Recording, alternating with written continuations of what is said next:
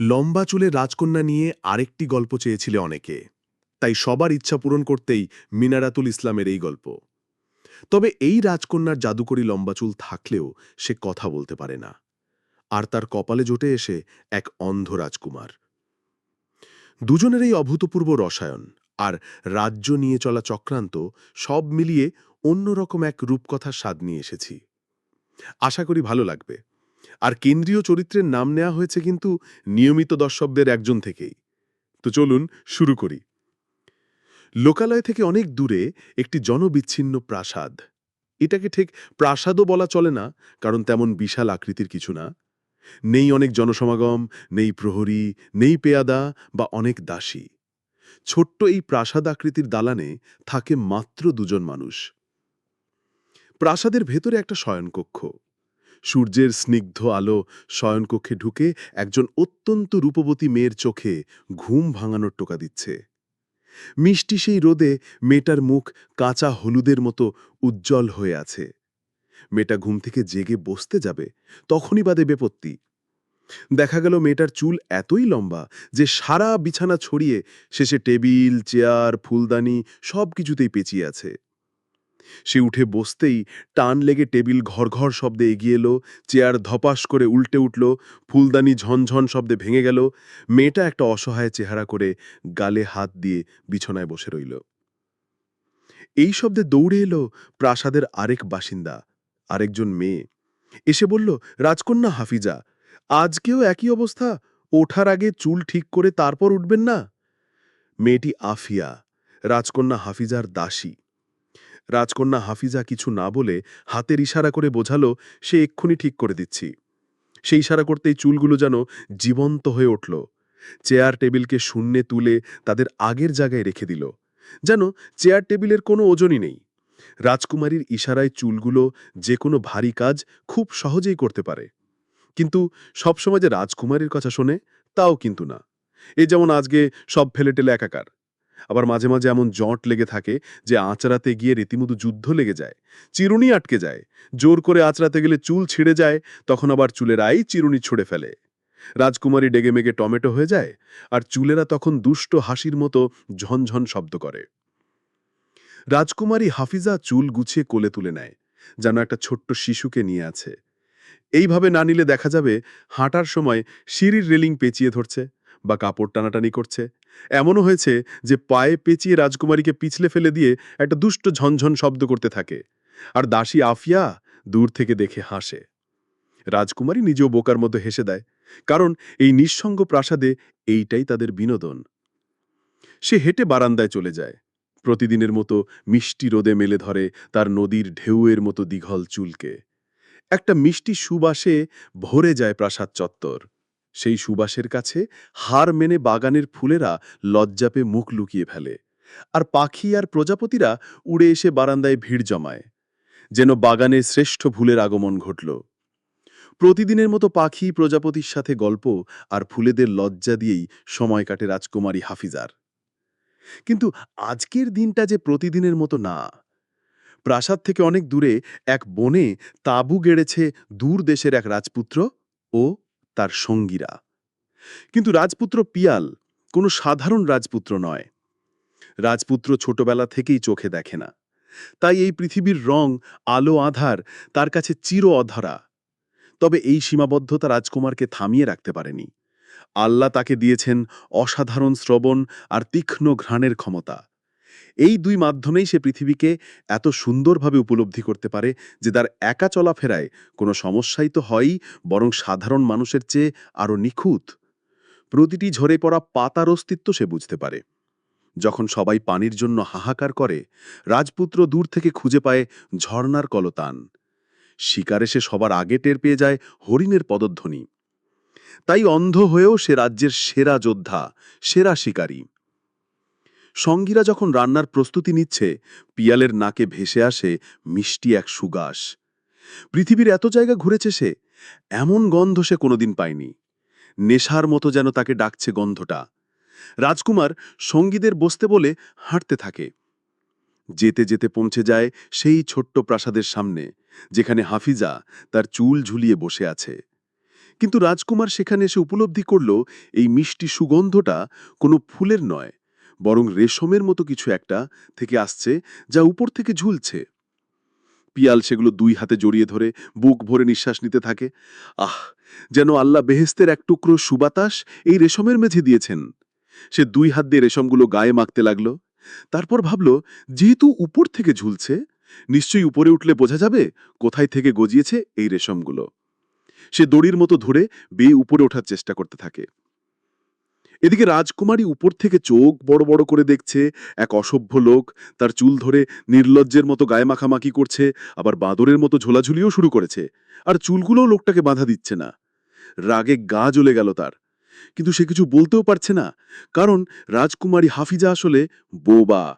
ছোটবেলা থেকেই সে কথা বলতে পারে না, মুখ দিয়ে কোনো শব্দই উচ্চারণ হয় না। রাগে গা জ্বলে যাচ্ছে তার, হাত দিয়ে ইশারা দিয়ে চুলে দিল এক ঝাঁকি, আর অসভ্য লোকটা মাটিতে চেতপটাং হয়ে পড়ে গেল। পিয়াল নিচে পড়ে গিয়ে হতভম্ব হয়ে গেল। হঠাৎ রেশমগুলো এমনভাবে ঝাঁকি দিল কেন, সে কিছু বুঝতে পারল না। কিন্তু সে তার তীক্ষ্ণ শ্রবণ শক্তিতে শুনতে পেল তার সঙ্গীরা তাকে খুঁজছে, রান্নার আয়োজন শেষ। পিয়াল তাই আজকের মতো রেশমের উৎপত্তিস্থল খোঁজা বাদ দিয়ে চলে গেল। কাল না হয়ে আবার আসা যাবে। হাফিজা তার চুল গুছিয়ে নিয়ে ভেতরে চলে গেল। দাসীকে ইশারায় সব বলতেই হাসতে হাসতে তারা উল্টে গেল। দাসী বলল, কাল নিশ্চয়ই আবার আসবে, দুজন মিলে দেখব কি করে লোকটা। সত্যি তাই, এই মন মাতাল করা গন্ধের নেশা রাজকুমারকে পরের দিন আবার টেনে আনল। রাজকুমারী আজকে দাসীকে নিয়ে বসেছে আর চুল নিচে নামিয়ে দিয়েছে লোকটা কি করে দেখার জন্য। লোকটা আগের মতোই চুল ধরে ঘষাঘষি শুরু করে দিয়ে বাদরের মতো ঝুলতে লাগল। দাসী আর হাসি আটকাতে পারল না, খিলখিল করে সজোরে হেসে দিল। হাসির শব্দ শুনে পিয়াল ভ্যাবা চ্যাক্কা খেয়ে গেল। বলল, কে ওখানে? দাসী বলল, আপনি কে যুবক, রাজকন্যার চুল ধরে বেহায়ার মতো টানাটানি করছেন? পিয়াল লজ্জিত হয়ে গেল। রেশম মনে করে সে এতক্ষণ চুল টানছিল। সে লাজুক স্বরে বলল, আমি খুবই লজ্জিত, আমি আসলে চোখে দেখতে পাই না, তাই রেশম ভেবেছিলাম। আর মানুষের চুল এত লম্বা, কোমল আর সুগন্ধি হয়, আমার তো এখনো বিশ্বাস হচ্ছে না। হাফিজা ইশারা করছিল আর দাসী তার হয়ে কথা বলছিল। দাসী বলল, কিন্তু আপনি এখানে কেন এসেছেন? জানেন না এখানে কারো আশায় রাজার নিষেধাজ্ঞা আছে? পিয়াল বলল, আমি দূরদেশের রাজপুত্র, অভিযানে বেরিয়েছিলাম, রাজকন্যার চুলের গন্ধে চলে এসেছি। আমি আসলে এখানে নিয়মকানুন জানি না, ভুল করে থাকলে ক্ষমা প্রার্থী। কিন্তু এতদিন পর বাইরের কারোকে দেখে খালি মুখে ফেরাতে ইচ্ছা করল না হাফিজার। সে দাসীকে বলল রাজকুমারকে ভেতরে আনতে। দাওয়াত গ্রহণ করে রাজকুমার ভেতরে প্রবেশ করল। সাধারণ কিন্তু ছিমছাম একটা ছোট্ট প্রাসাদ। রাজকুমারকে দেখে চুলগুলো হাফিজার সাথে দুষ্টুমি শুরু করে দিল, ঝনঝন শব্দ করে রাজকুমারীকে বলল, অসভ্য হলেও রাজকুমার কিন্তু দেখতে খুবই সুন্দর, দুজনকে মানাবে। আর রাজকুমারী লজ্জায় লাল হয়ে গেল। কিন্তু আশ্চর্যের বিষয়, পিয়াল সেই কথা শুনতে পেল। সে বলল, আমি তো ভেবেছিলাম তোমরা দুজনেই থাকো এখানে, আর কারো আসার অনুমতি নেই। তাহলে আরেকজনের কথা যে শুনলাম? রাজকুমারী আবারও লজ্জা পেয়ে গেল। তার চুল দিয়ে শব্দ করে কথা বলতে পারে সে, কিন্তু সেই শব্দ তো কখনো বুঝতে পারে না। এই অন্ধ রাজকুমার কিভাবে বুঝল? পরীক্ষা করার জন্য সে চুলের শব্দ করে আমার বলল, তুমি আমার চুলের কথা বুঝতে পারছো? পিয়াল বলল, আমি দেখতে না পেলেও খুব ভালো শুনতে পাই। আমি পৃথিবীকে দেখি নাক আর কান দিয়ে, আমার মতো করে। হাফিজা অভিভূত হয়ে গেল। তার মনে হলো এই প্রথম একজনকে পাওয়া গেল যাকে সে তার মুখের অব্যক্ত কথা মন খুলে বলতে পারবে। পৃথিবী অসম্পূর্ণ মানুষ হিসেবে জন্মানো দুজনে ভাব জমে গেল। খেতে বসে পেয়াল জিজ্ঞাসা করল, আচ্ছা, তুমি রাজকুমারী হয়েও এখানে একা কেন? হাফিজা তখন তার অতীত খুলে বলল, সূর্যপুর রাজ্যের রাজা, তার বাবা। প্রজাদের ভালোবাসায় রাজ্যে সব সময় শান্তি বিরাজ করত। কিন্তু একদিন এক জাদুকর আসে তার রাজ্যে। জাদুকর আমাকে বিয়ে করতে চায়, কিন্তু বাবা রাজি হননি। তখন জাদুকর আমার চাচা কাশিমকে সিংহাসনের লোভ দেখায়।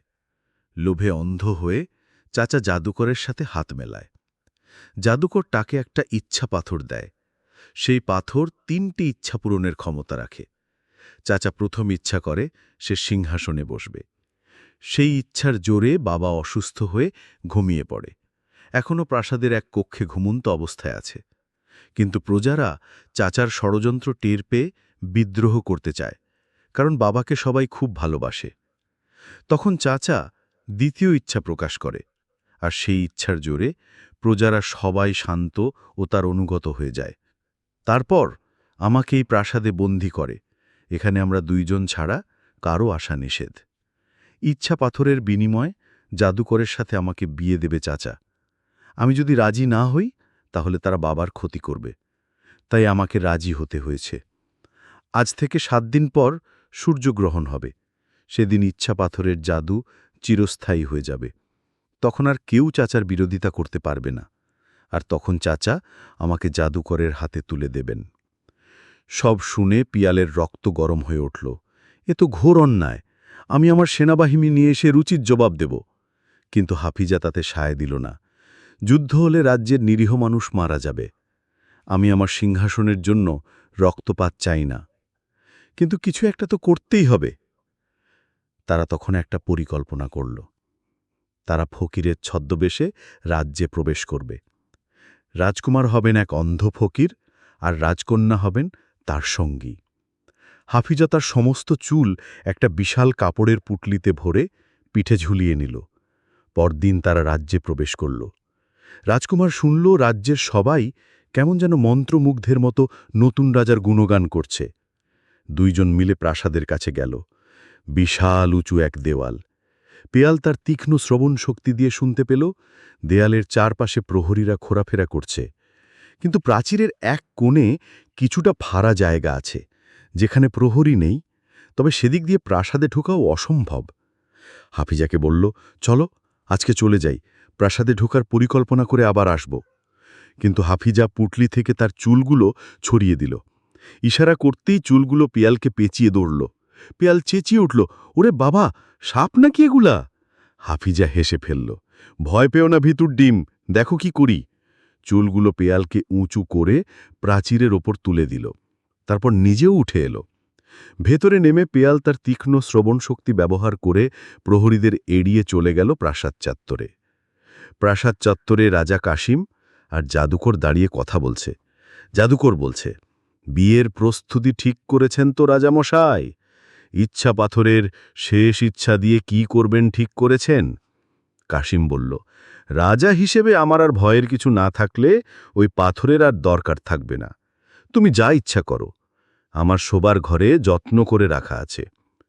হাফিজা আর পিয়াল জেনে গেল তাদের কোথায় যেতে হবে। তারা প্রাসাদ চত্বরের দুইজন প্রহরীকে পেছন থেকে ধরে ফেলল। তাদের মুখ বেঁধে দুইজন প্রহরীর পোশাক পরে প্রাসাদের ভেতরে প্রবেশ করল।